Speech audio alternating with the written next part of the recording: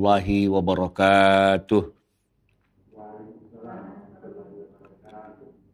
Bismillah, alhamdulillah, wassalatu wassalamu ala rasulillah, amma ba'du.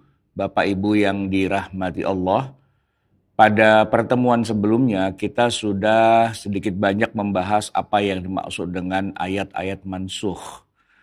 Tetapi kemudian kita belum membahas secara dalam contoh-contohnya. Nah, maka pada pertemuan hari ini yang merupakan sambungan dari pertemuan sebelumnya, kita akan lebih fokus kepada contoh-contohnya. Sebenarnya ayat-ayat yang dikategorikan sebagai ayat yang mansukh, memang oleh para ulama itu tidak disepakati jumlahnya. Ada yang mengatakan sampai 246 ayat, seperti yang dikatakan oleh Ibnu Al-Jauzi. Tapi ada juga yang hanya mengatakan 5 ayat seperti yang dikatakan oleh Ad-Dahlawi. Nah, perbedaan-perbedaan itu karena mereka cara mengkategorikannya berbeda. Sebenarnya hukumnya sama, hanya saja cara mereka menyebutkan sebagai kategori mansukh atau mungkin istilah lain adalah takhsis dan sebagainya itu yang berbeda-beda. Jadi jamaah sekalian, yang akan kita bahas pada hari ini contoh-contoh yang secara umum sudah disepakati itu adalah mansukh. Saya akan bukakan filenya, yaitu daftarnya adalah tentang apa saja ayat-ayat yang sudah disepakati, oh itu memang sudah mansukh. Yang pertama jamaah sekalian, halalnya khomer. Dulu ada ayat yang menghalalkan khomer lalu dihapus. Kemudian tentang masa iddah bila suami wafat, itu dihapus diganti dengan hukum yang baru. Yang ketiga tentang kesalahan dalam hati tidak dihisab. Itu tadinya semua yang ada dalam kesalahan dalam hati itu semuanya dihisab lalu kemudian menjadi tidak dihisab. Kemudian nanti bicara tentang nomor 4 kualitas takwa, tentang semua wajib ikut perang, tahajud harus panjang malam, membaca Al-Quran harus sempurna, wasiat kepada ahli waris, malam hari wajib puasa dan sholat boleh menghadap kemana saja. Kita akan membahas tiap kasus contoh ayatnya. Kita akan mulai dari contoh yang pertama, semoga nanti waktunya cukup ya. Karena masing-masingnya perlu pembahasan. Baik, yang pertama itulah tentang halalnya khomer. Allah Subhanahu wa Ta'ala di dalam Al-Quran telah berfirman, yaitu di dalam surat An-Nahl ayat 67, A'udzu billahi minasyaitonir rajim. وَمِن ثَمَرَاتِ النَّخِيلِ وَالْأَعْنَابِ تَتَّخِذُونَ مِنْهُ سَكَرًا وَرِزْقًا حَسَنًا. Dan dari buah kurma dan buah anggur, kamu buat minuman yang memabukkan dan rizki yang baik. Sesungguhnya pada yang demikian itu benar-benar terdapat tanda bagi orang-orang yang memikirkan. Ini adalah bagian dari surat An-Nahl. Ayatnya ayat 67 ada di dalam mushaf kita. Bisa kita baca dan bisa kita telaah. Dan ini masuk jenis jenis dari nasakh yang teksnya tidak dihapus tapi hanya hukumnya saja yang dihapus. Karena kalau kita perhatikan dari segi isi dan konten maknanya, bayangkan Allah menceritakan bahwa dari buah kurma dan buah anggur, kamu buat minuman yang memabukkan dan rizki yang baik. Nggak kebayang bahwa minuman keras, ya minuman yang memabukkan, itu kok dibilang rizki yang baik. Warizqan hasana. Ini sesuatu yang nggak masuk akal, tidak bisa diterima juga secara hukum syariah. Bagaimana orang bisnis narkoba, ya bisnis minuman keras, sesuatu yang memabukkan, tapi kok dianggap ini ternyata bisa menjadi sumber mata pencaharian. Nah, kalau kita lihat sejarahnya di masa Rasulullah Shallallahu Alaihi Wasallam, memang bangsa Arab itu adalah bangsa peminum khamr.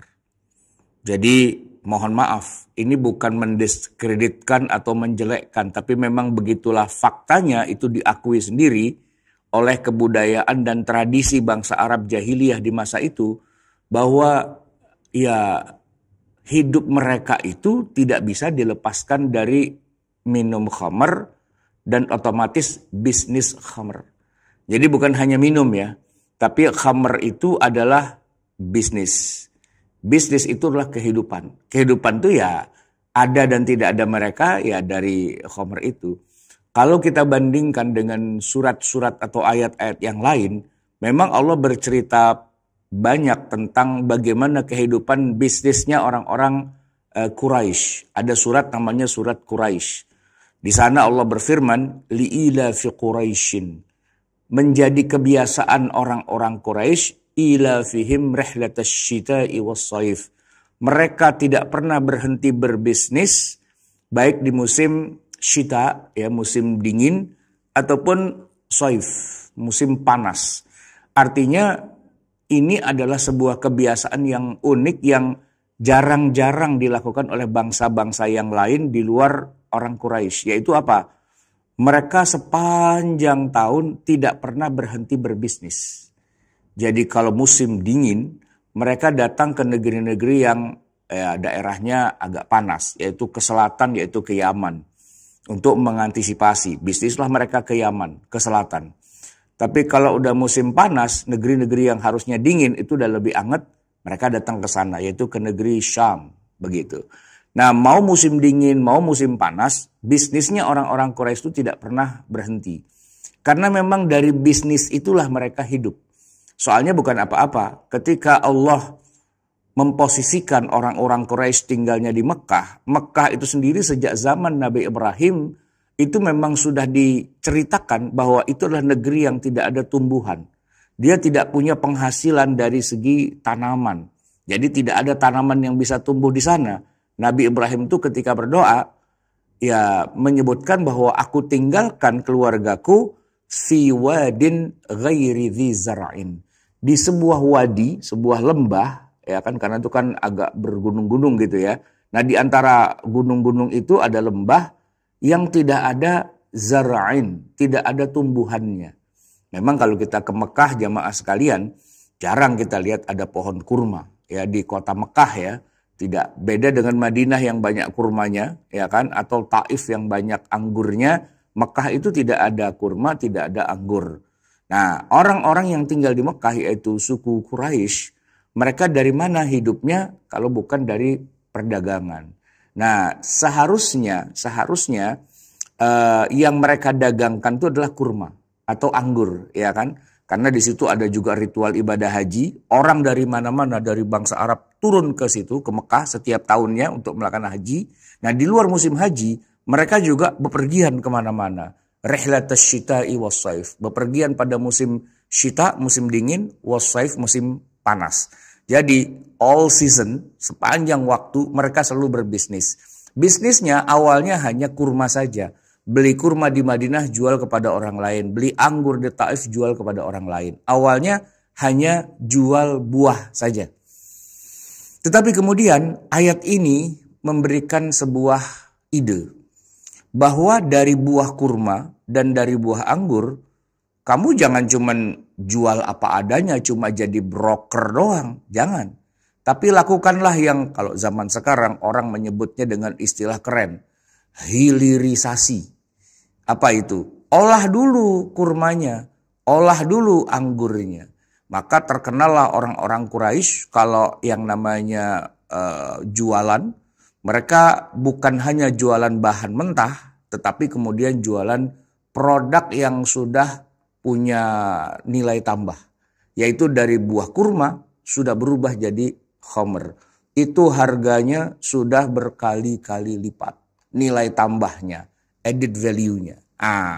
Itu kalau zaman kita sekarang disebut dengan istilah tadi hilirisasi. Ya, kita jangan hanya jual tembaga mentah, nikel mentah, minyak bumi mentah, tapi kita olah dulu jadi baterai, jadi benda-benda yang sudah punya nilai tinggi, sehingga kita jualnya adalah sesuatu yang sudah diproses, sudah diolah, sudah masuk industrialisasi. Nah, ayat ini memberi inspirasi kepada orang-orang Quraisy agar mereka meningkatkan tingkat pendapatan. Jangan hanya cuma bisnis kurma dan anggur, tapi produklah dari kurma dan anggur itu sesuatu yang punya nilai tambah dan itu rezeki yang baik. Wa rizqan hasana. Baik, jamaah sekalian, itu ayatnya. Ya tentu saja kita sepakat ayat ini sudah dihapus. Kenapa? Karena kemudian Allah mengharamkan khamr. Tidak boleh lagi khamr itu dibisniskan, ya juga tidak boleh dikonsumsi begitu kan. Nah tetapi ketika ayat ini turun dulu, ya ini turunnya di Mekah. Dan pada saat itu memang khamr belum diharamkan. Ada proses tasyri' selama 23 tahun di mana ada masa-masa hukum-hukum itu belum diterapkan sepenuhnya, belum turun ketentuannya dari langit dan masih dibiarkan saja dulu seperti itu. Nah, ya memang sih pada akhirnya kita sepakat ayat ini sudah nggak boleh dipakai, ya kan? Sudah tidak boleh dijalankan. Nggak boleh seorang muslim itu membangun industri minuman keras.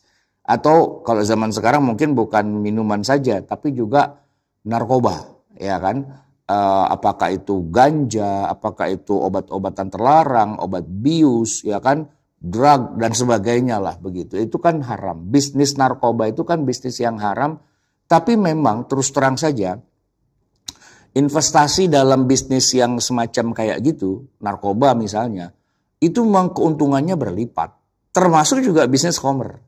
Saya baru tahu bahwa ternyata kenapa di beberapa restoran kelas internasional, ya mereka tetap menyediakan wine, ya walaupun mungkin bukan menu sajian utama, tetapi tetap ada karena justru itulah item yang paling menguntungkan.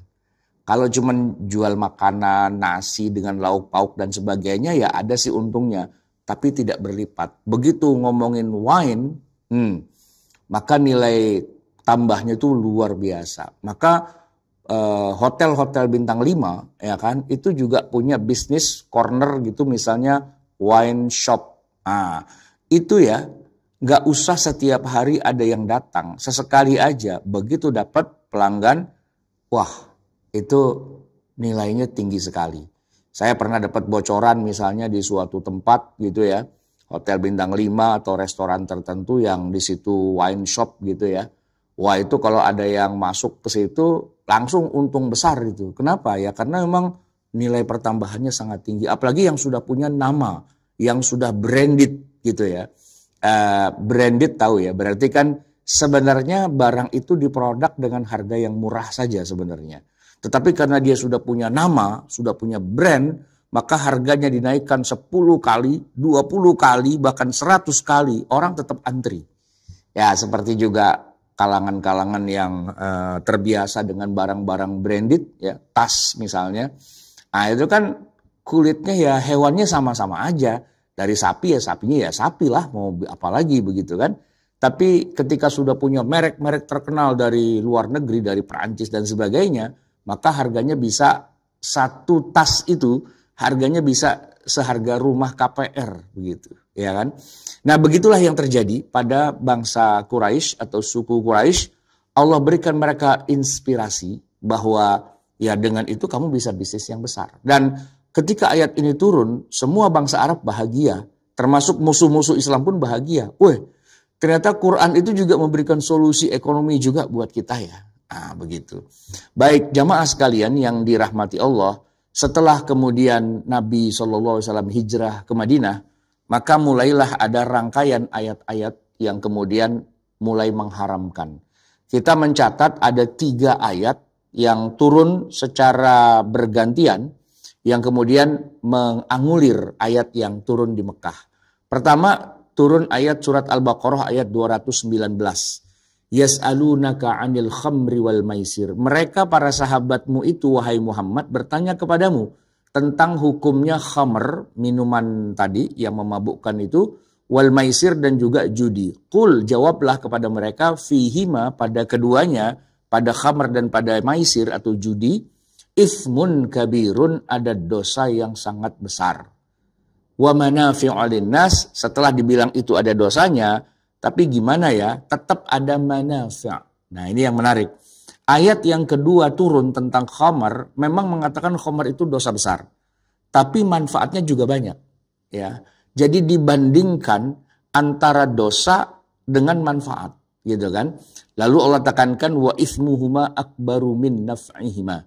Tetapi dosanya lebih besar daripada manfaatnya kalau dilihat secara keseluruhan rata-rata, ujung-ujungnya secara statistik gitu ya.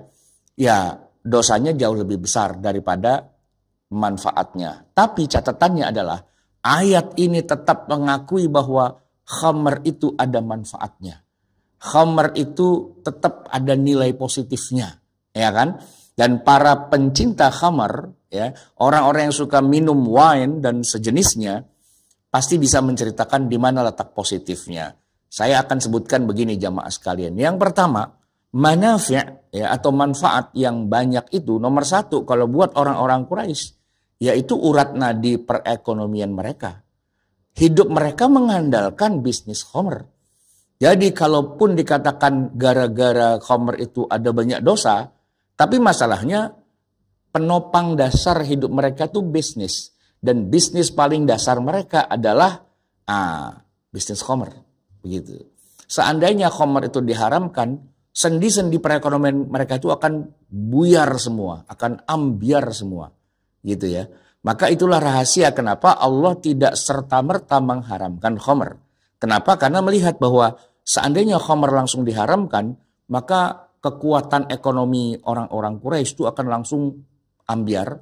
Mereka akan tiba-tiba jatuh miskin, mereka tidak akan dipandang oleh masyarakat Arab dan ini mengganggu stabilitas nasional. Begitu kira-kira. Nah, maka manfaat paling utamanya adalah manfaat ekonomi sebenarnya. Oke, yang kedua secara individu, transaksi-transaksi perdagangan di masa itu bisa deal, bisa gampang, bisa selesai ya kalau di atas meja mereka atau di tengah majelis mereka dihidangkan khamr. Kebekuan-kebekuan masalah politik gitu ya, itu akan selesai kalau mereka ngobrolnya sambil nenggak minuman. Jadi ini masalah politik juga, selain ekonomi juga masalah politik, begitu kan?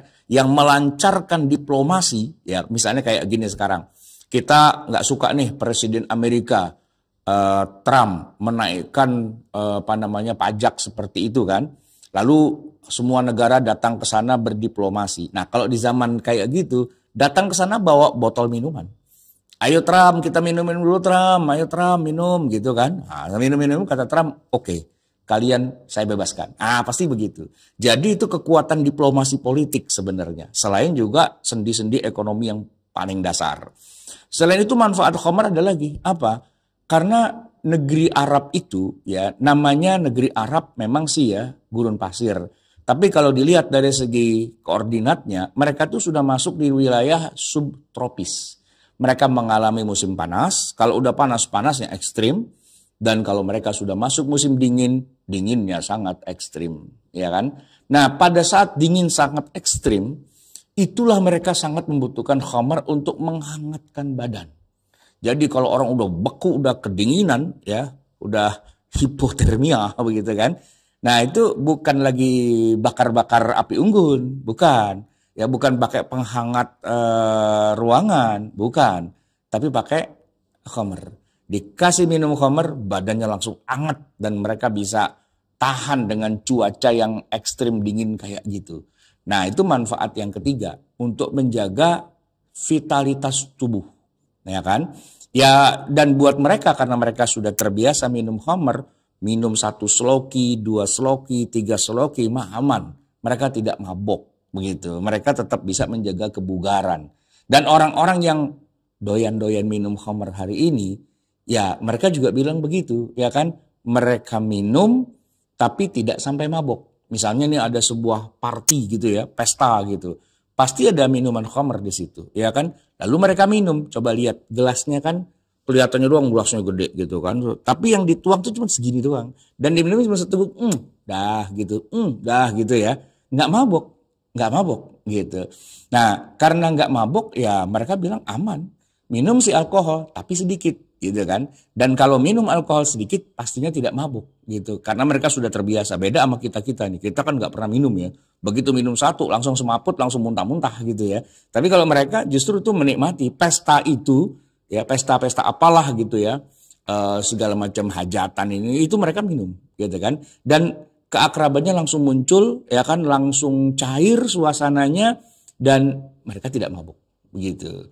Hanya orang-orang yang kurang waras saja yang kalau dalam sebuah acara jamuan makan malam misalnya atau pesta apa kok sampai mabuk, nah itu dia yang geblek gitu. Semuanya tidak mabuk. Begitu kan. Makanya Al-Quran kita mengatakan wa manafi'u linnas, dan begitu banyak manfaatnya buat manusia. Ya memang itu fakta gitu kan.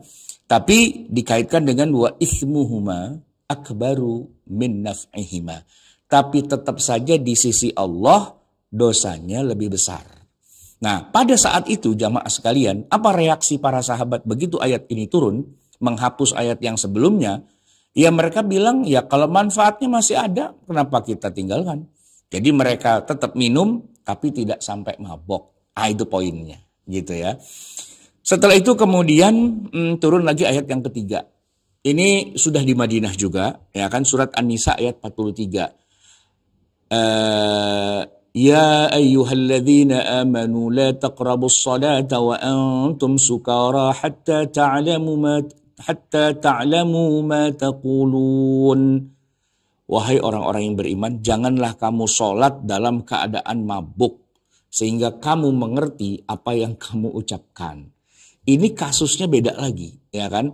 Bahwa ada seorang sahabat, dalam beberapa riwayat disebutkan namanya Ali bin Abi Thalib. Ya ini sahabat Nabi terdekat ya. Itu ngimamin sholat tapi bacaannya kacau. Itu katanya ada yang bilang bacaannya terbalik-balik atau bacaannya pokoknya salah lah begitu kan. Nah itu sampai beritanya kepada Nabi, lalu kemudian turunlah ayat yang menyatakan kalau kamu mau sholat jangan mabok dulu gitu. Nah dengan demikian ketika ayat ini turun ternyata memang para sahabat itu masih minum, belum secara serta-merta melepaskan. Hanya saja mereka menjaga jangan sampai mabok. Khususnya kalau mau sholat. Nah begitu. Khususnya kalau menjelang sholat. Jadi kalaupun minum sedikit aja. Sekedar ya tadi untuk melancarkan diplomasi, untuk bisnis perdagangan, untuk kesehatan dan sebagainya, kehangatan tubuh dan seterusnya. Jangan sampai kelewatan. Karena ada juga 1-2 yang geblek kelewatan gitu ya. Nah begitu dia sholat bacaannya meracau. Nah ini ada seorang sahabat gitu ya yang ngimami dan entah gimana ya tadi minum sih gitu ya. Dan mabok pula dia gitu kan.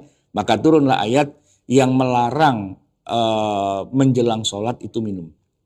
Barulah kemudian setelah tahun ketiga Hijriah di Madinah turunlah ayat yang terakhir. Ini bunyinya surat Al-Maidah ayat 90 dan 91.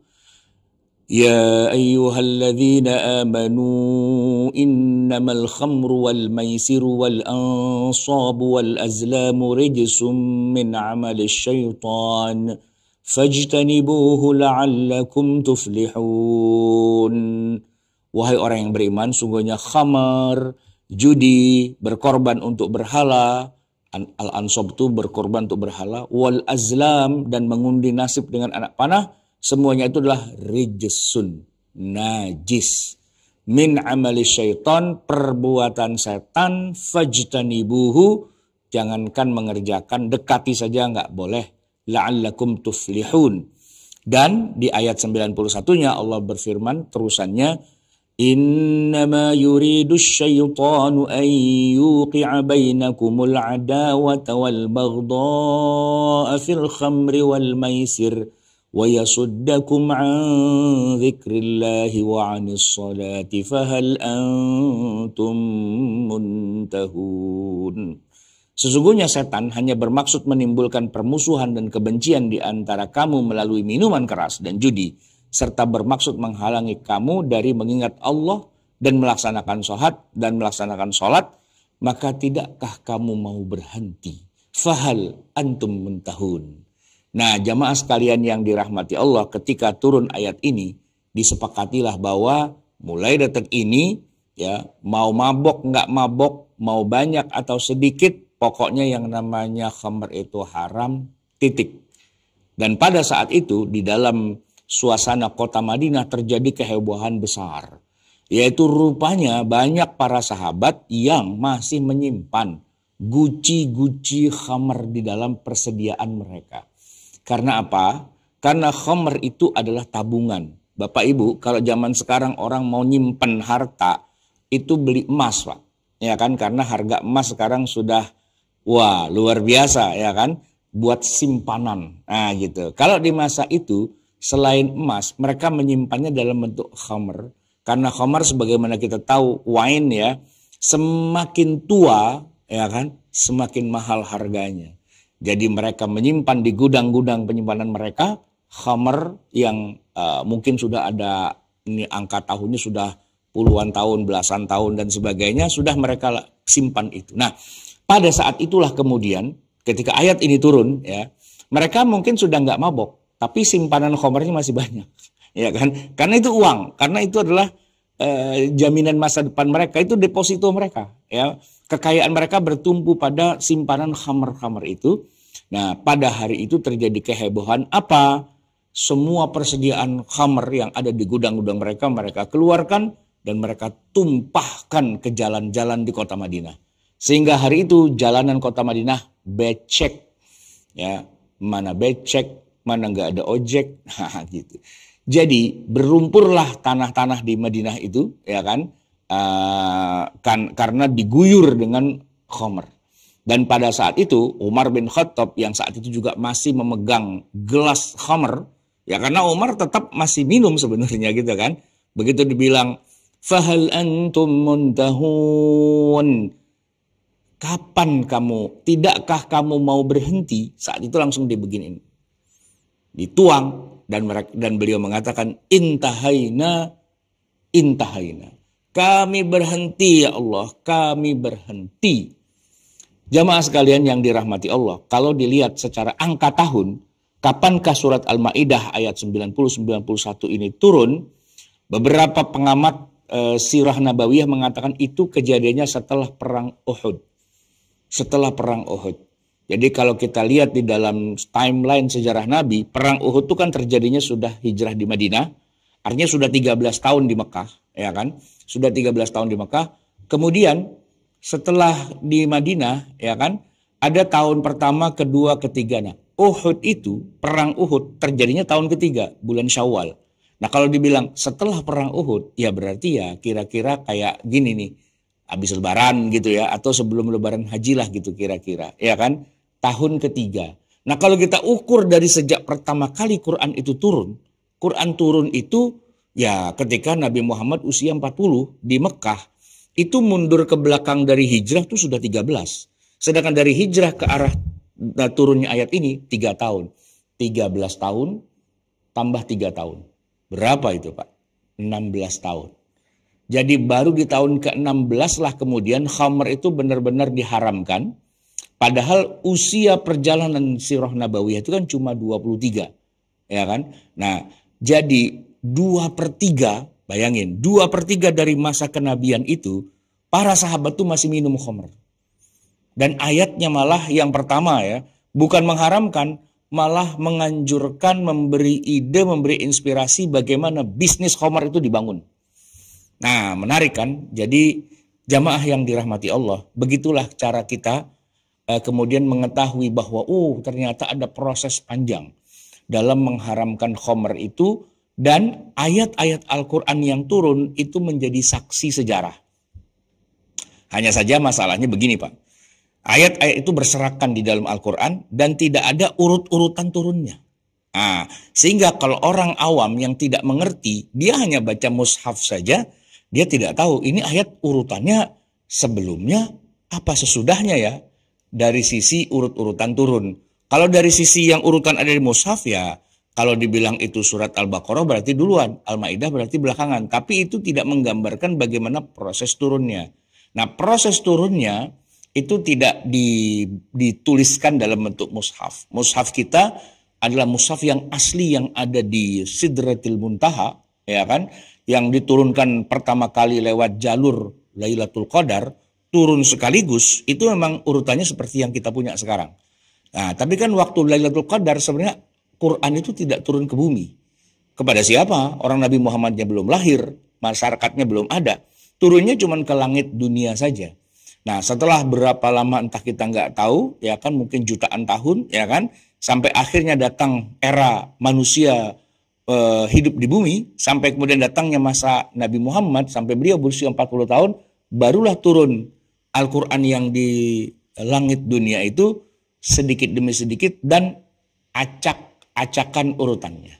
Tidak dari Al-Fatihah, Al-Baqarah, Ali Imran, tapi mulai turun pertama Iqra dulu, baru 5 ayat, belum selesai pindah langsung ke Al-Muzammil, Al-Mudaththir, pindah ke Al-Fatihah, pindah, dan itu urut-urutannya itu terkait dengan proses tasyri', proses pensyariatan. Jadi jamaah sekalian yang dirahmati Allah, Al-Quran itu adalah saksi sejarah bagaimana proses pensyariatan itu terjadi. Hanya saja kalau kita baca mushaf, urutan di mushaf itu tidak sama dengan urutan turun. Nah, untuk bisa mengetahui bagaimana ayat ini sudah mansukh atau belum, atau ada yang menasakh atau tidak dan sebagainya, kita butuh data, yaitu bagaimana urut-urutan ayat itu turun. Tapi data itu tidak akan kita temukan di dalam mushaf. Kenapa? Karena mushaf tidak bicara tentang urutan turun. Mushaf hanya bicara tentang bagaimana ayat-ayat Al-Quran itu aslinya di Sidratul Muntaha tuh kayak gitu. Cuman ketika turun dari langit dunia ke bumi, ternyata Allah pakai urut-urutan yang berbeda. Jamaah sekalian, itu baru contoh yang pertama bagaimana sebuah ayat di dalam Al-Quran, ayatnya masih ada, maksudnya teksnya masih bisa kita baca, tapi kemudian dia dihapus dengan beberapa ayat yang lain. Ya, contoh yang pertama adalah khamr. Kita akan pindah kepada contoh yang kedua. Jamaah yang dirahmati Allah, bicara tentang fikih pernikahan, ya, yaitu masa iddah bila suami wafat. Jamaah yang dirahmati Allah, ada ayat yang bunyinya walladzina yutawaffawna minkum wa yadharuna azwajan wasiyatan li azwajihim mata'an ilal hauli ghaira ikhraj. Dan orang-orang yang akan meninggal dunia di antara kamu dan meninggalkan istri, hendaklah dia berwasiat untuk istrinya, yaitu diberi nafkah hingga setahun lamanya dan tidak disuruh pindah. Nah, ini menarik jamaah sekalian. Ayat ini turun sebelum nantinya kemudian dianulir atau dimansukh gitu ya, dengan ayat yang lain yang bunyinya walladzina yutawaffawna minkum wa yadharuna azwajan yatarabbasna bi anfusihinna arba'ata ashhurin wa ashra. Ini kurang wa ashra ya. Oke. Jadi begini, ini kita tutup dulu tampilannya, saya harus jelaskan. Bapak Ibu jamaah sekalian yang dirahmati Allah, dalam kasus sebuah pernikahan yang sudah berjalan, kalau ada pihak suami yang meninggal dunia, maka istri itu yang menjadi jandanya itu tidak boleh segera begitu saja menikah lagi. Ada masa iddah, masa tunggu, di mana selama masa iddah itu bukan hanya dia tidak boleh menikah, bahkan menerima lamaran saja pun tidak boleh. Bahkan bukan hanya sampai di situ, ya, ghaira ikhraj, tidak boleh keluar dari rumah suaminya itu. Nah, awalnya jamaah sekalian, masa iddah itu sebagaimana dalam Al-Baqarah 240, masa tenggangnya itu adalah 1 tahun. Mata'an ilal hauli. Jadi kalau ada seorang ibu yang suaminya wafat, dia harus menjalani masa iddah awalnya itu 1 tahun lamanya. Kalau suaminya meninggal taruhlah di bulan, katakanlah sekarang bulan Syawal gitu ya, atau sudah masuk Zulqa'dah, tanggal 1 Zulqa'dah suaminya meninggal, maka untuk selama 12 bulan ke depan, ya, atau 1 tahun sampai ketemu tanggal 1 Zulqa'dah, ibu itu tidak boleh keluar rumah. Ghaira ikhraj, tidak boleh keluar rumah. Ya, artinya dia kayak dalam tanda petik ya, di penjara di rumahnya sendiri. Nah, begitu. Itu ayat Al-Quran. Ya, surat Al-Baqarah 240. Itu adalah perintah dari Allah, ketentuannya begitu.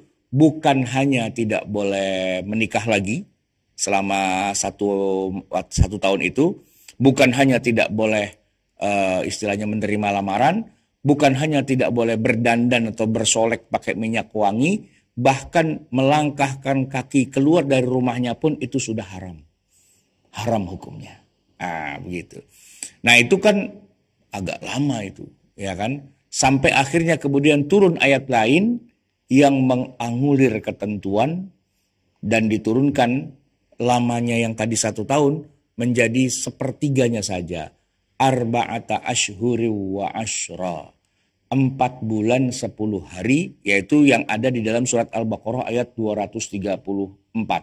Kita tampilkan ayatnya. وَالَّذِينَ يُتَوَفَّوْنَ مِنْكُمْ وَيَذَرُونَ أَزْوَاجًا يَتَرَبَّصْنَ بِأَنفُسِهِنَّ 4 أَشْهُرٍ وَعَشْرًا. Bapak bisa lihat ya, kalau yang ayat di atas itu kan ayat 240, surat yang sama Al-Baqarah. Nah itu yang 240 itu dihapus dengan ayat yang di bawah 234. Sama nih, sama-sama Al-Baqarah. Tapi bisa Bapak bayangkan bahwa ayat yang 240 itu dihapus dengan ayat yang malah sebelumnya dalam urutan di mushaf. Tapi kalau bicara tentang urut-urutan waktu turunnya, nah yang 240 ini yang di atas itu turun duluan. Dan berlakulah untuk berapa waktu, ya kan? Setiap ada kaum muslimin misalnya ikut jihad ya dalam perang Badar atau perang Uhud, itu meninggal, maka istrinya harus menjalani masa iddah selama 1 tahun, nggak boleh keluar rumah, gitu kan. Setelah itu turunlah ayat yang kemudian ditaruhnya di Al-Baqarah 234 di ayat sebelumnya, tapi turunnya belakangan. Nah ayat ini kemudian menganulir ayat yang ada di atasnya, yang sudah turun sebelumnya, dari masa iddah yang 1 tahun kemudian menjadi masa iddah hanya 4 bulan 10 hari saja. Nah selama masa 4 bulan 10 hari itulah sekarang yang berlaku buat kita sekarang. Kalau ada kasus seorang suami meninggal dunia, istrinya tidak boleh menikah lagi, tidak boleh menerima lamaran, tidak boleh berdandan bersolek, dan juga tidak boleh melangkahkan kaki keluar dari rumahnya selama 4 bulan 10 hari. Itu yang disebut dengan istilah masa iddah. Masa iddah. Nah, kasus model-model kayak gini rupanya di negeri kita itu masih agak belum terlalu banyak difahami ya. Kalau kita perhatikan banyak loh ibu-ibu atau istri-istri yang ya dia berduka sih ya. Tapi dia nggak perhatikan ketentuan syariahnya. Pada keluyuran aja gitu ya kan. Malah ada yang umroh, malah ada yang jalan-jalan ke luar negeri. Katanya bete di rumah gitu. Ya iya juga sih, bete juga sih ya. Sebenarnya kalau dipikir-pikir tadinya di rumah ada suaminya jadi nggak ada suaminya gitu ya. Terus harus di rumah terus, kan malah terkenang-kenang terus dengan adanya suami di rumah. Kalau dia jalan-jalan gitu misalnya keluar kota, keluar negeri, kemana gitu berpetualangan naik gunung misalnya gitu kan. Mungkin dia bisa melupakan gitu ya. Itu kan menurut perasaan kita. Tapi kalau menurut Al-Quran, menurut hukum syariah, enggak begitu. Dia enggak boleh keluar rumah selama 4 bulan 10 hari. Kalau dibilang bete, gampang. Langganan Netflix aja. Gitu ya. Atau zaman sekarang kan sudah ada sosial media misalnya dan sebagainya. Intinya tuh tidak boleh keluar rumah.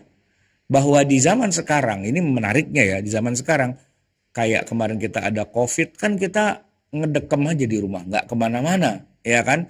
Jadi kaum rebahan istilahnya, rebahan terus dari pagi setiap hari itu bukan hanya 4 bulan 10 hari, kira-kira kemarin tuh mungkin berapa tahun ya? Ya totalnya mungkin 2 tahun, tapi kira-kira ya segitulah gitu. Bayangkan 2 tahun kita nggak kemana-mana, di situ-situ aja. Kalaupun kita keluar rumah dalam keadaan darurat, kita pakai masker, kita pakai hand sanitizer, kita physical distancing, kita kemudian swab juga dan sebagainya, pokoknya ribet. Nah daripada ribet nggak jelas, udah di rumah aja. Ini jamaah sekalian, kita nih bisa ngezoom kayak gini nih, gara-garanya kemarin ada ada COVID. Coba nggak ada COVID kemarin, mana ada pengajian ngezoom gitu kan.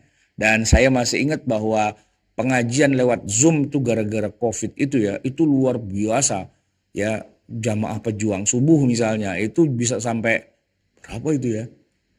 Ratusan, bahkan mungkin sampai ribuan itu ya. Orang pada nge-zoom. Nah itu kaum rebahan di rumah itu. Nggak kemana-mana, di rumah aja. Tapi ngaji jalan terus. Kan bisa. Ah gitu. Maksud saya ingin mengatakan bahwa ibu-ibu yang suaminya wafat, jangan pakai alasan di rumah bete, di rumah gabut, di rumah nggak punya kegiatan dan sebagainya. Santai aja. Kemarin Allah secara kolosal menjelaskan bahwa walaupun Anda di rumah saja, tapi Anda bisa belanja online, Anda bisa ngaji online, Anda bisa tetap bersosialisasi, tetap bisa hahaha gitu kan, dengan kamera Zoom, video call dan sebagainya. Aktivitas tetap berjalan, bahkan menimbulkan peluang-peluang baru yang hari ini jamaah sekalian, nih kita nih ya, kajian kita ini harusnya kita nggak online, kita datanglah ke Masjid Raya Pondok Indah tercinta ya kan. Tapi coba bayangkan kalau sekarang kita datang ke pengajian pejuang subuh aja ya kan, di masjidnya ya paling yang datang cuma berapa orang, Pak Edi Cahyono pasti hadir gitu ya, beberapa, tapi yang lainnya ya nggak mungkin datang karena sebagian juga ada yang ada di luar kota, bahkan ada yang di luar negeri gitu ya. Nah, dengan adanya media Zoom kan ya kemudian semua bisa tercapai. Bahkan kemarin tuh saya lihat ada acara habis kajian jalan-jalan ke luar negeri tapi pakai Zoom gitu ya. Nah, artinya begini, masa iddah bagi seorang wanita itu ditentukan di dalam Al-Qur'an yaitu 4 bulan 10 hari kalau suaminya meninggal. Bagaimana dengan kalau suaminya menceraikan, maka itu hitungannya beda lagi, yaitu salah satu quru, 3 kali suci dari haid. Baik, jamaah sekalian yang dirahmati Allah, dari 10 contoh baru 2 nih ya, kita akan masuk pada contoh yang ketiga. Kesalahan dalam hati tidak dihisab ya. Ini adalah ayat yang awalnya agak serem ya. Allah berfirman, ini surat Al-Baqarah juga ayat 284. Ini mansukh ya. Wa in tubdu ma fi anfusikum aw tukhfuhu yuhasibkum bihillah. Dan jika kamu melahirkan apa yang ada di dalam hatimu atau kamu menyembunyikannya, niscaya Allah akan membuat perhitungan dengan kamu tentang perbuatan itu. Maksudnya begini Pak, kadang-kadang ada orang di dalam hati aja itu nggak suka sama orang lain, tapi nggak diomongin Pak, cuman di dalam hati doang.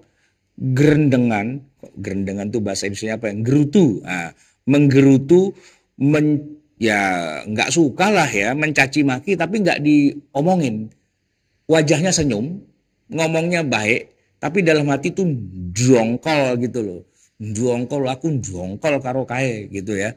Nah itu Pak, kalau sebelum-sebelumnya dongkol di dalam hati itu pun kena dosa juga sama Allah.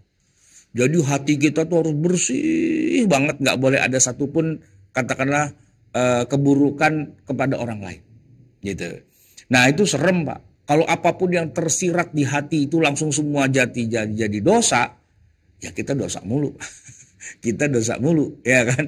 Padahal ya misalnya ini contoh ya, Pak Edi misalnya gitu, naik mobil kan, naik mobil udah bener di jalan yang tepat, tiba-tiba disalip dari kiri Pak ya, sekena-kenanya dengan kasih klakson nggak karu-karuan, dalam hati kita sompret nih orang gitu, tapi nggak ngomong Pak, cuma dalam hati aja, tuh lo yuk gitu kan, nggak ngomel sih, nggak, maksudnya nggak ada di mulut gitu, adanya cuma di hati. Itu Pak, dosa juga kayak gitu tuh, ya kan? Dulu, tapi ketika ayat itu baru turun. Makanya Allah katakan, wa in tubdu ya, au tukhfuhu, kamu nyatakan dengan kata-kata atau dengan perbuatan, ataupun kamu diam saja cuma di hati, yuhasibkum bihillah, tetap dihisab sama Allah. Dan itu nggak enak Pak, ya kan? Nah kemudian ada ayat yang kemudian menganulir, la yukallifullahu nafsan illa wus'aha. Allah tidak membebani seseorang kecuali sesuai dengan kesanggupannya. Jadi apa-apa yang dulunya di dalam hati itu ada niat buruk, ya kan? Ada katakanlah ekspresi tidak suka pada orang dan sebagainya, selama itu dipendam di hati, tidak diucapkan, tidak diejawantahkan dalam nyata, maka itu tidak gitu. Tidak tidak dihitung oleh Allah, ya kan? Itu semua urusan kalian, ya. Urusan kalian, tutup saja di dalam hati. Termasuk jamaah sekalian, misalnya orang pernah melakukan satu dosa, ya. Berdosa itu satu hal. Nah, tapi cara minta ampunnya, semakin dosa itu tidak usah diucapkan, tidak usah diomongin, tidak usah diadukan pada orang lain, dipendam saja dalam hati dan dirahasiakan, maka akan semakin mudah bagi Allah untuk menghapusnya. Sebaliknya, kalau orang melakukan dosa, lalu dia pakai bikin pengakuan dosa di depan orang lain, maka justru dosanya itu semakin mantap. Karena dari yang tadinya nggak ada yang tahu, akhirnya jadi ada yang tahu. Nah, oleh karena itu, bilik atau kamar pengakuan dosa di syariat Islam itu tidak dibenarkan. Jadi tidak ada istilahnya seperti pada praktek kaum Nasrani di masa lalu, pendeta ya atau apa istilahnya pastor atau apa gitu ya. Dia kayak wakil Tuhan. Ya, kayak wakil Tuhan. Jadi orang kalau berdosa disuruh ngaku di depan dia, nanti barulah dia yang bilang kamu diampuni. Kamu diampuni. Itu kan jadi agennya Tuhan gitu ya. Padahal kalau kita punya salah dan dosa, kita minta ampunnya bukan kepada ustadz, bukan pada kiai, bukan pada ajengan, bukan kepada tokoh agama. Ya ngakunya sama Allah saja. Ngaku sama Allah dan minta ampunnya kan sama Allah, bukan kepada manusia. Nah, mungkin di masa lalu ya Allah seperti memberikan legitimasi kepada para rahib dan pendeta. Kamu jadi wakil aku kalau orang pada dosa ngadepnya ke kamu dan kamu yang bagi-bagiin kupon pengampunan dosa gitu ya. Nah, mereka datang tuh berduyun-duyun ke bilik-bilik pengakuan dosa, lalu ngaku dosa, Bapak, saya kemarin habis memperkosa anak orang gitu. Ya sudah kamu diampuni, tapi gini Pak, yang saya perkosa anaknya Bapak. Wah, nggak jadi diampuni gitu, bisa jadi kan. Ya itu hal-hal yang kayak gitu tuh terjadi di masa lalu. Nah, di masa syariat Islam turun, orang kalau punya dosa tidak boleh bikin pengakuan dosa di depan orang lain. Kalaupun mau ngaku, ngakunya sama Allah saja dan nggak usah diingat-ingat, nggak usah istilahnya dijadikan bahan setiap hari sebagai penyesalan, enggak, dilupakan saja. Nah, begini kata Allah dalam hadis qudsi, Ana inda dhanni abdi bi. Aku ini berada pada prasangka hambaku padaku. Kalau dia berprasangka bahwa aku belum mengampuni, ya memang tidak diampuni. Tapi kalau dia berprasangka, itu mudah bagi Allah kalau mau mengampuni. Ya sudah, gak usah diingat-ingat, dia udah minta ampun, selesai. Anggaplah itu sudah hilang, begitu jamaah sekalian. Baik, itu adalah kaitannya dengan masalah menghisab apa yang ada di dalam hati. Dalam agama Islam, seburuk apapun niat di dalam hati, kalau belum dilaksanakan, belum ada hukumannya. Ya kan, misalnya orang niat pengen korupsi gitu misalnya. Pengen nyogok pengen nimpe, pengen meres, pengen ngambil hartanya orang gitu ya. Tapi baru pengen-pengen doang. Nggak sampai kejadian, itu aman. Dia diampuni gitu. Tidak kena masalah apapun, karena belum melakukan keburukan sedikit pun. Baru ada di dalam hati, dan apa yang dalam hati itu tidak bisa diotak-atik. Baik, kita akan pindah dari contoh nomor 1, 2, 3, sekarang masuk kepada nomor 4 dari 10 target kita. Nah, nomor 10 ini menarik jamaah sekalian, yaitu tentang kualitas takwa. Dan ini masih sering digaungkan di setiap hari Jumat ketika khatib berkhutbah di atas mimbar, selalu ayat ini yang diulang-ulang. Ya ayyuhalladzina amanu taqullaha haqqa tuqatih. Wahai orang yang beriman, bertakwalah kamu dengan sebenar-benar takwa. Nah, ini sebenarnya sih nasihat ya. Tapi kalau aslinya di masa Nabi, dikatakan bertakwalah Allah dengan sebenar-benar takwa, itu menjadi syarat bahwa takwa itu tidak ada kalau tidak benar. Jadi orang bertakwa itu harus serius, harus murni, harus tidak tercampur dengan apapun, dan harus ya habis-habisan lah dalam takwa itu. Kalau Anda tidak habis-habisan, tidak totalitas dalam urusan takwa, maka takwa Anda tuh nggak ada gunanya. Allah hanya menerima takwa orang yang takwanya tuh 100%. Bukan yang cuma 90%, 80%, 70%, apalagi takwa separuh, nggak takwa separuh gitu. Itu nggak ada gunanya, dibuang begitu. Nah, tetapi ayat ini yang tadinya menjadi syarat yang hampir mustahil bisa dilakukan oleh para sahabat, itu kemudian diturunkan kadarnya, dinasakh, ya, diganti dengan ayat yang lain yang tadinya Ali Imran ayat 102 menjadi surat At-Taghabun ayat 16. Fattaqullaha mastata'tum. Bertakwalah kepada Allah sebatas yang kamu mampu, dengan semampunya. Bisanya takwa cuma segini ya segini. Bisanya takwa lebih tinggi lagi ya tinggi lagi. Bisanya sampai 100% ya silahkan. Jadi Allah tidak segitunya mensyaratkan orang takwanya tidak diterima kalau enggak 100%. Kenapa? Karena keadaan setiap orang bisa saja berbeda-beda. Ya kan? Iman itu ada yang tinggi, ada yang rendah. Dan kemudian yang tinggi itu bisa saja turun jadi rendah. Dan yang rendah itu bisa saja naik jadi tinggi. Dan iman itu yazidu wa yanqusu. Yazidu wa yanqusu. Bertambah, berkurang, bertambah, berkurang, dan sebagainya. Ketakwaan manusia gitu juga. Ya kan? Kadang-kadang orang bisa saja sangat bertakwa. Gitu kan? Dalam kondisi tertentu. Tapi bisa jadi dalam kondisi yang lain takwanya berkurang. Kadarnya berkurang. Nah pertanyaannya, begitu takwanya berkurang, kira-kira dia masuk neraka nggak? Kira-kira dia tuh langsung dijebloskan ke jahanam nggak? Kira-kira dia langsung dianggap murtad keluar dari agama Islam nggak? Nah, kalau pakai ayat yang pertama, iya.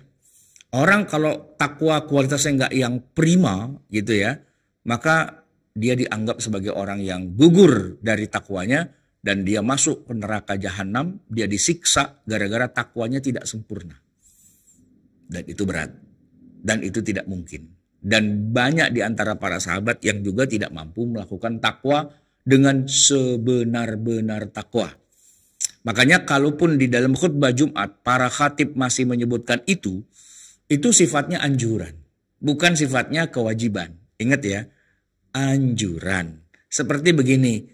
Jamaah sekalian, marilah kita malam hari bangun sholat tahajud gitu. Boleh nggak kita menganjurkan orang lain? Boleh. Tapi kira-kira boleh nggak dibalik?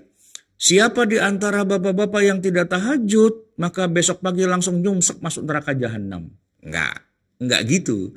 Nggak gitu. Karena sholat tahajud adalah hukumnya sunnah. Kalau Anda bisa ngerjain yang sunnah, cakep. Ya kan? Tapi kalau Anda nggak bisa, gimana? Ya nggak apa-apa juga. Maka khatib itu ketika mengucapkan ittaqullaha haqqa tuqatih, ya dalam hati dia bilang, kalau bisa sih haqqa tuqatih, kalau bisa. Tapi kalau nggak bisa gimana? Ya fattaqullaha mastata'tum. Nah, bertakwalah pada Allah dengan semampunya kamu. Nah, mampunya segitu ya segitu. Ya kan? Itulah kadar yang Allah berikan kepada setiap orang. Kemampuan mereka dalam memompa takwanya sampai ke level sempurna itu tidak mungkin terjadi pada semua hambanya. Nah, kalaulah tidak bisa semuanya, apa kemudian ditinggalkan semuanya? Ya tidak. Fattaqullaha mastata'tum. Nah, contoh real dari fattaqullaha mastata'tum itu adalah dalam perkara-perkara yang syubhat. Apa syubhat? Begini contohnya. Jamaah sekalian, Al-Quran mengatakan bahwa yang namanya darah itu najis, ya kan? Hurrimat alaikumul maitatu waddamu. Diharamkan pada kalian makan bangkai dan darah. Darah itu haram, tidak boleh dimakan dan dia najis. Jamaah, kadang-kadang kita kalau makan daging, ya, di dalam serat-seratnya daging itu, ya kan? Kadang-kadang masih ada setitik darah, 2 titik darah. Itu kira-kira kalau kita makan daging itu yang masih ada serat darahnya, itu kira-kira langsung masuk neraka jahanam nggak? Nah, kalau kita pakai ayat yang pertama, fattaqullaha haqqa tuqatih, iya, langsung kita buang semuanya, kita muntahin semua. Kenapa? Ada najisnya, gitu. Nah, dengan ayat yang fattaqullaha mastata'tum, kita tidak sampai pada titik ekstrim itu. Kenapa? Karena ini wilayah yang tidak mungkin tidak. Karena pada dasarnya yang namanya daging itu juga terbentuknya ya dari jaringan darah dulu. Nah, proses dari jaringan darah menuju daging itu kan terjadi setiap waktu, ya kan? Karena semua pasti dalam proses gitu. Nah, ketika dalam proses itu hewannya disembelih. Dan ketika disembelih dagingnya mau kita makan. Nah, ternyata kita menemukan beberapa bagian itu yang lagi masih dalam proses dari darah mau jadi daging, kan gitu ya. Nah, itu yang kita lihat, darah. Itu masuk berlaku. Fattaqullaha mastata'tum. Yang kita sudah upayakan, itulah yang kita pakai. Adapun urusan perintilan kecil-kecilnya, itu urusan Allah. Maka ayat fattaqullaha mastata'tum itu menjadi senjata kita atau menjadi pegangan kita di hadapan Allah. Kalau nanti di akhirat, kenapa itu masih ada darahnya, masih dimakan juga gitu. Ya Allah, kita tidak makan darah. Kita makan daging, bahwa di dalamnya ada bercak-bercak bekas darah. Nah, itu engkau sendiri yang mengatakan fattaqullaha mastata'tum gitu ya. Nah, jamaah sekalian yang dirahmati Allah, kaitannya juga dengan masalah-masalah yang tadi, misalnya minuman yang mengandung alkohol. Minuman mengandung alkohol itu kan pada dasarnya minuman khamr dan haram, ya kan? Nah, pertanyaannya adalah begini, kalau kita makan tape, orang Bandung bilangnya peuyeum, ya kan? Peyem gitu ya. Tapi jangan dibilang peyempuan, peyem, ya kan? Singkong dilakukan fermentasi sehingga dia jadi empuk, jadi lembek gitu ya, dibilang peyem gitu. Nah, itu kalau bicara tentang kandungan etanol gitu ya, masih keluarga lah, masih satu terah dengan yang namanya alkohol, ada Pak. Ada itu, karena fermentasi biar bagaimanapun memang itulah proses bikin khamr kan. Nah, ada itu alkoholnya pasti. Nah, pertanyaannya, apakah kita akan mengharamkan peuyeum itu? Jawabannya enggak. Orang Jawa Timur itu suka minum minuman yang dibikin dari aren ya kan, namanya legen, mereka nyebutnya legen gitu. Wah, itu enak kalau kata mereka, asam-asam seger gitu, gimana kan legen. Itu kalau bicara tentang kandungan etanol, adalah beberapa persennya itu ya kan. Tapi apakah kemudian kita dianggap masuk neraka karena telah minum khamr? Jawabannya enggak. Kenapa? Ya karena itu tidak sampai pada titik yang istilahnya kita sebut area yang memabukkan. Memang kalau dibicarakan tentang detil-detilnya ada itu ya unsur-unsurnya. Jangankan peyem, jangankan legen, nasi yang kita makan pun dia juga punya potensi kandungan alkohol, ya kan? Oleh karena itu kita nggak bisa mengatakan nasi itu haram, nggak juga. Saya mau kasih contoh yang lebih ekstrim lagi. Begini Bapak, Ibu jemaah sekalian, di rumah kita biasanya kita minum air putih, kita taruh di dalam dispenser. Dispenser model lama itu Pak, ya biasanya model yang kalau kita mau taruh di dispenser tuh galonnya kita tebalikin gitu, blek gitu kan. Dan sebelum ditebalikin itu kan harus pakai alkohol dulu ya, dibersihin dulu gitu kan. Nah, waktu kita bersihin gitu kan, alkoholnya kan masih ada di situ tuh Pak. Ya kan, kalau langsung kita tebalikin, blung, berarti kan alkoholnya nyampur sama air Pak. Dan kalau kita minum, berarti kita minum alkohol juga, ya kan. Nah, kira-kira kita masuk neraka jahanam nggak gara-gara minum air dari dispenser yang katanya ada ya adalah 1 titik 2 titik alkoholnya gitu. Nah, di situ jamaah sekalian berlaku hukum fattaqullaha mastata'tum. Kenapa?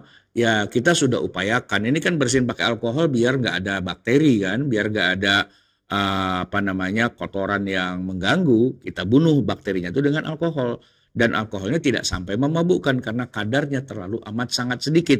Padahal yang sangat sedikit itu, ya kan, maka fattaqullaha mastata'tum. Berlakulah hukum, bertakwalah pada Allah dengan semampunya. Termasuk jamaah sekalian, ini contohnya agak sedikit melebar lagi ke masalah orang beristinja. Istinja itu apa? Cebok, ya kan? Percaya nggak Bapak Ibu sekalian bahwa Rasulullah SAW itu, mohon maaf ya, itu fakta. Beliau kalau buang hajat itu kan ya gimana ya? Di masa itu kan nggak ada semprotan air kayak zaman kita sekarang, ya kan? Itu kan pakai batu. Saya sendiri belum pernah Pak, seumur-umur terus terang demi Allah belum pernah cebok tuh pakai batu Pak.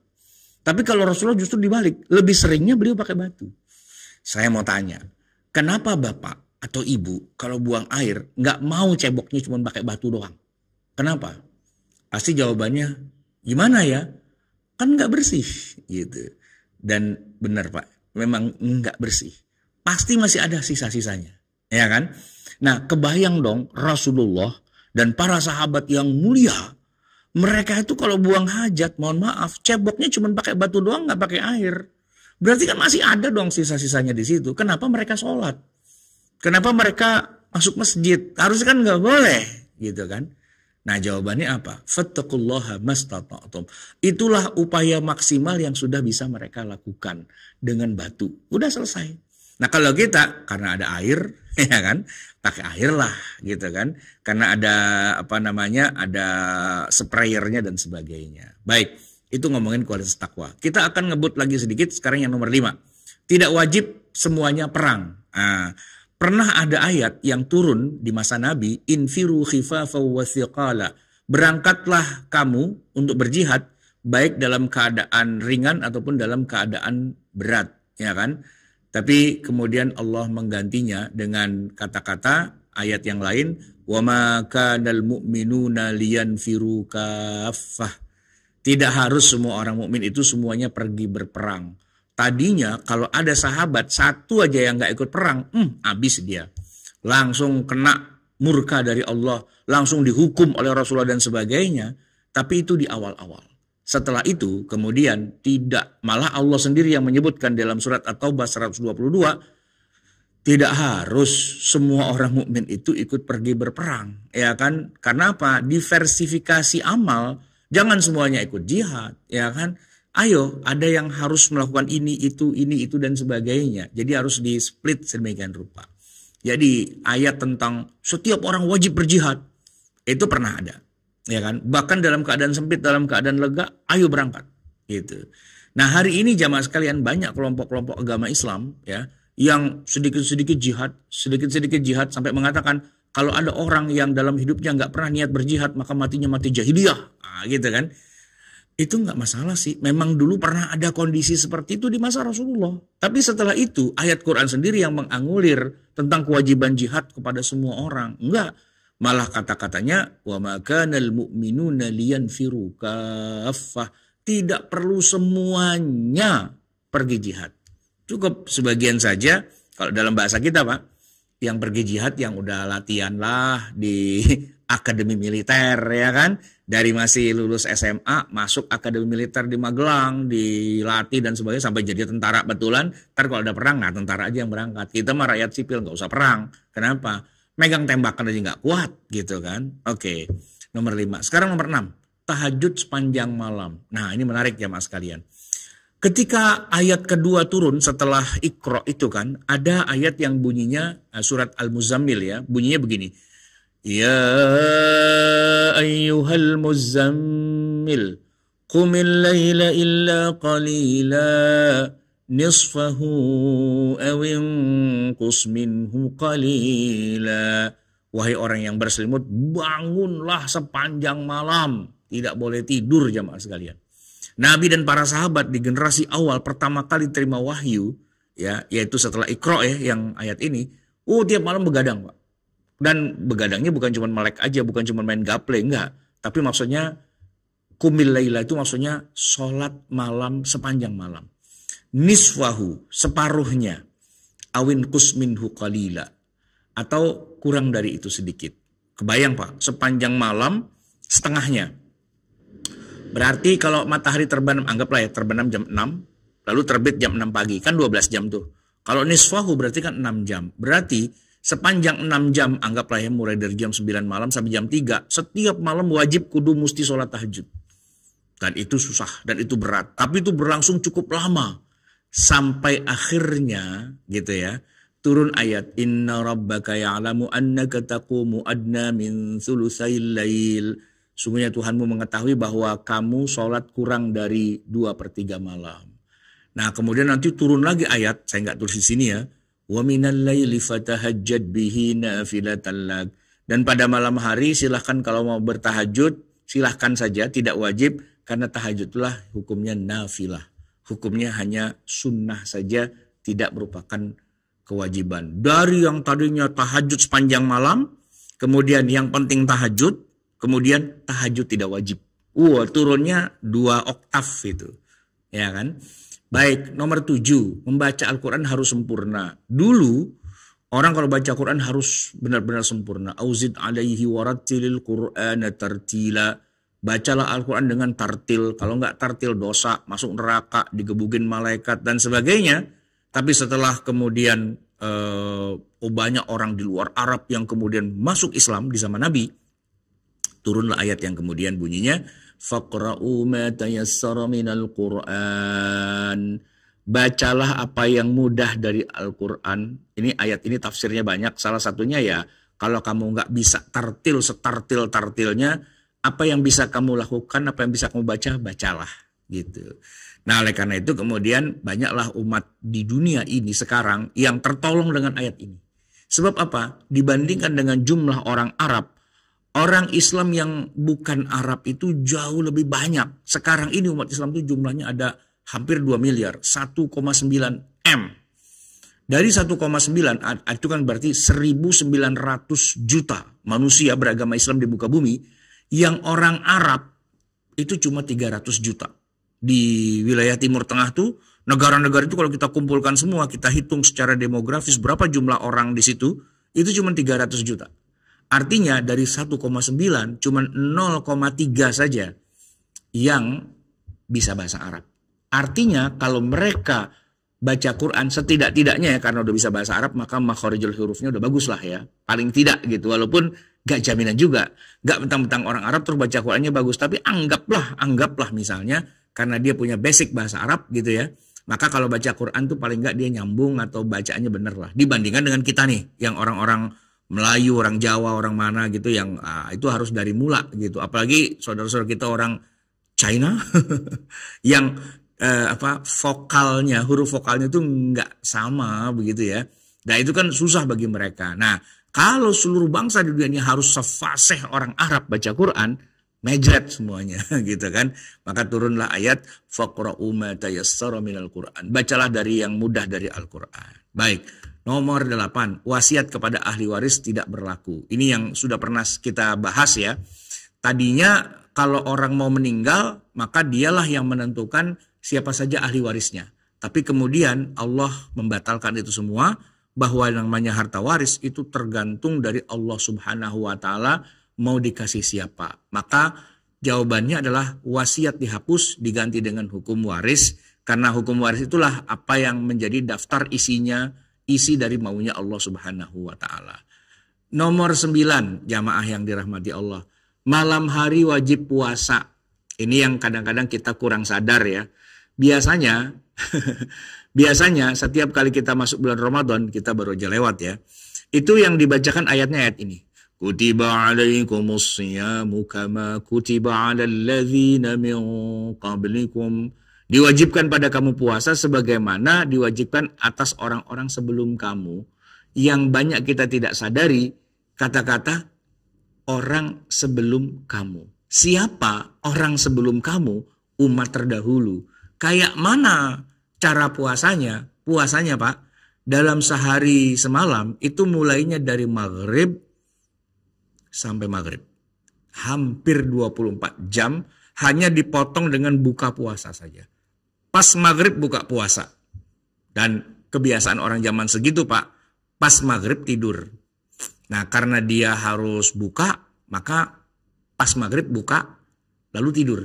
Ya kan, tidur. Begitu bangun tidur, jam berapapun itu, jam 10, jam 11, jam 12, udah harus mulai lagi.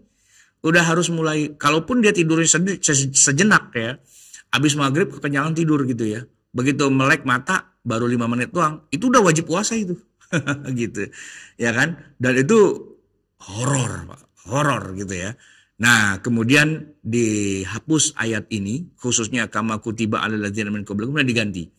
Wa kulu washrabu, makanlah, minumlah, hatta yatabayyana lakumul khaytul abyadu minal khaytil aswadi minal fajr. Jadi mulai puasanya, mulai dari fajar, yaitu subuh, yaitu terbitnya fajar atau asyafaqul ahmar. Jadi malamnya silakan makan, minum, hubungan suami istri bebas, Padahal kalau kama kutiba alal ladzina min qablikum, malamnya tetap wajib puasa. Terakhir jamaah sekalian, sholat boleh menghadap kemana saja awalnya.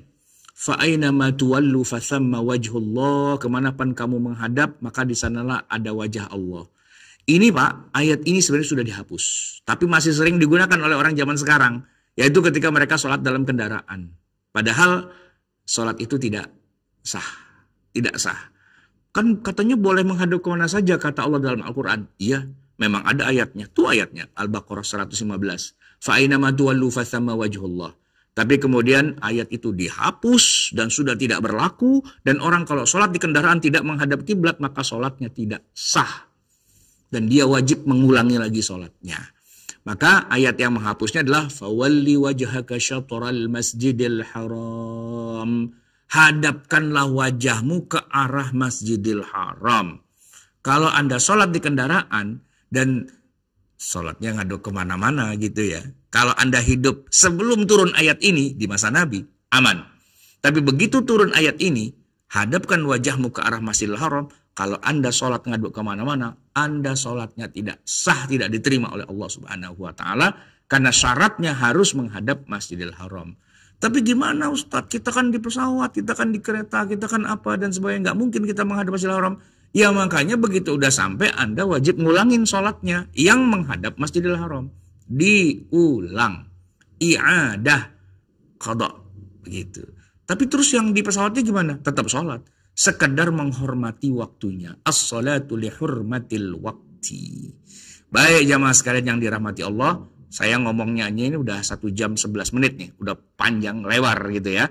Saya cukupkan sampai di sini. Semoga bermanfaat. Saya kembalikan kepada pimpinan acara. Aku qauli hadza wa astaghfirullahal azim li wa lakum. Wabillahi taufiq wal hidayah wal afu minkum. Assalamualaikum warahmatullahi wabarakatuh.